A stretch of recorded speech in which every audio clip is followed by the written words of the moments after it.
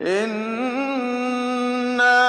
نحن نزلنا الذكر وإنا له لحافظون. Qur'onni haqiqatan biz nozil qildik va cho'qim uni qo'g'daymiz. Bismillahirrahmanirrahim. Assalomu alaykum va rahmatullohi va barakatuh. Hurmatli qarindoshlar, darsimizni oxirini davomlashtiramiz. Bismillahirrahmanirrahim. Bu yangi darsimizda so'zlangan muhim nuqta sakinlik mimga aloqador hukmlar. Ya'ni sakinlik mim. Biz o'tgan soatlik darslarimizda sakinlik nun va tanvin, ya'ni sakinlik nun va qo'sh harakatlarningki hukmlarini o'rganib qoldik. Hamda sakinlik mim. Sakinlik mimga keldik. Unda bo'lsa, sakinlik mimning hukmlari qaysi desanglar, sakinlik mimning hukmlari 3. Sakinlik mimning hukmlari 3. İdgam, ixfa, izhar. İdgam, ixfa, izhar. Unda bo'lsa biz idgam deganni biz o'xshashlam. İdgam deganni nima dedik? İdgam degan kirishtirib o'tish degan gap. Ixfa degan yushirish degan gap, ya'ni yushirim talaffuz. Izhar degan uchoq asli holat talaffuz qilish degan gap. Ya'ni o'xshash. Mana sakinlik mimda o'xshashlar.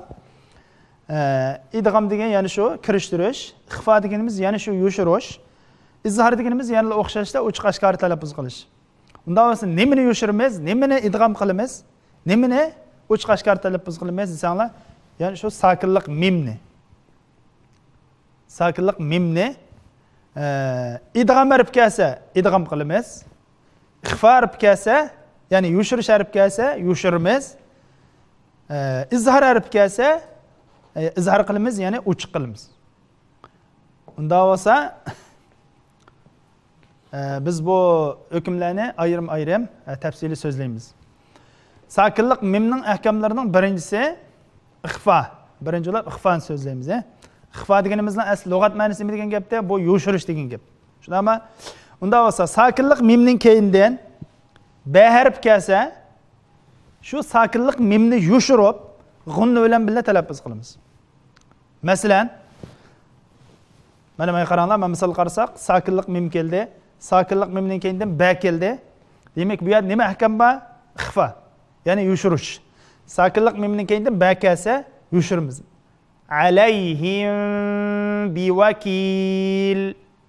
G'unna bilan birga alayhim biwakil. Alayhim biwakil. Mana shunga o'xshash talaffuz qilamiz. Yani bir misal termihim bihijaratin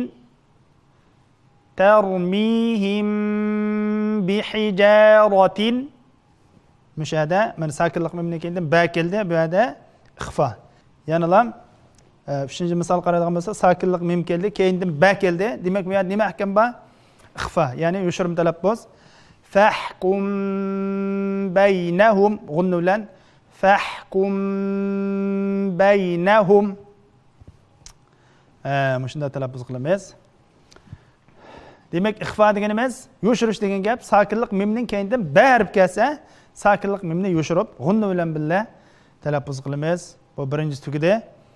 Unda bo'lsa, sakinlik mimning hukmlaridan ikkinchisi idg'am. İdg'am degan nima degan gapda? Idg'am degan kirishtirib o'tish. Unda ham ikki harfni bir harfdek talaffuz qilish. Unda bo'lsa idg'am harfi mim. Sakinlik mimdan keyin mim kelsa, ya'ni sakinlik mimdan keyin yana mim o'zi kelsa, bu ikki harfni birlashtirib, ya'ni idg'am qilib o'qiymiz. Masalan, mana men misol qarasak, sakinlik mim keldi, keyinda yana mim keldi. Ikki harfni birlashtirib bir harfdek talaffuz qilamiz. Baynahum mithaq. Baynahum mithaq. Yani bir misal. Lakum ma kasabtum. Lakum ma kasabtum. Demek sakinlik mimden kendi yani mim keldi. İki harfni birleştirip bir harftek telaffuz kıldık. Demek bu yerda idgamdı mı? Qanda gunna bilan billa telaffuz kıldık. Yani birisi Rabbihim min. Mesela yani bir misal minhum men amana desek mi? O'xshash. Bunun misallari nihoyat ko'p. Qolgan misolni o'zimiz mashq qilib olsak bo'ladi. Demak, sakinlik mimning keyindan mim kelsa idg'am qilamiz. Ya'ni ikki harfni birlashtirib o'tamiz. Bu tugida qilib qolgan 3-hukm izhor. Yani izhor degan o'xshashlar nima degan gap? Bu oshkor holatda aslo olti bo'yicha talaffuz qilish degan gap. Sakinlik mimning keyindan qilib qolgan 26 harf kelsa, ya'ni mim bilan ba'dan boshqa qilib qolgan 26 harf kelsa, shu sakinlik mimni biz aslo olti bo'yicha g'unnisiz talaffuz qilamiz. Masalan, mana qaranglar, mana misol qaraydigan bo'lsak, mana qizil xat lakum dinukum waliyadin. Sakinlik mim keldi, keyindan dal. Sakinlik mimning keyindan dal. Demek müşahede hükümünü bilish uchun biz sakinlik mimning keyin qarab qaraymiz. Keyin qarab idg'am harfimi, izhor harfimi yoki ixfa harfimi qaraymiz. Demek bu dal idg'am harfi emas. Ixfa harfi emas. Unda biz qilib qolgan 26 harfning ichidagi harf. Ya'ni bu izhor harfi. Shundami? Shunga bu yerda lakum dinukum. Lakum dinukum. Buni chiqarmaymiz. Mimni oshkorali talaffuz qilamiz. Lakum dinukum. Shunda bo'lgan chaqda to'g'ri bo'ldi inshaalloh. Keyingi misol bi annahum kanu. Sakinlik mim keldi, keyindan kaf. Demak, qilib qolgan 26 harfning ichidagi kaf. Izhor harfi bi annahum kanu, hum kanu. Demak, mim o'chqashqal talaffuz qildikmi? Mimni Naz yani bir misal ve hum farihun. Hum fa. Mim keldi. Mimning keyinden fa. Mana rangli qaranglar. Mim keldi. Mimning keyinden fa keldi. Bu fa izhor harfimi, idg'ammi, izhormi? Demak bu izhor harfi. Shundami? Ve hum farihun. Hum farihun. Mimni o'chqashkar qildikmi? Keyindagi misol amwata. Am sakinlik mim keldi. Mimning keyinda vav. Demak bu izhor harfi, ya'ni 26 harfning birisi izhor harfi. Amwata. Amwata. Unda bo'lsa bu misolni biz balla bilan bir qatim o'qib o'taylik. Lakum dinukum. Lakum dinukum. Lakum dinukum. Lakum dinukum. Bi annahum kanu.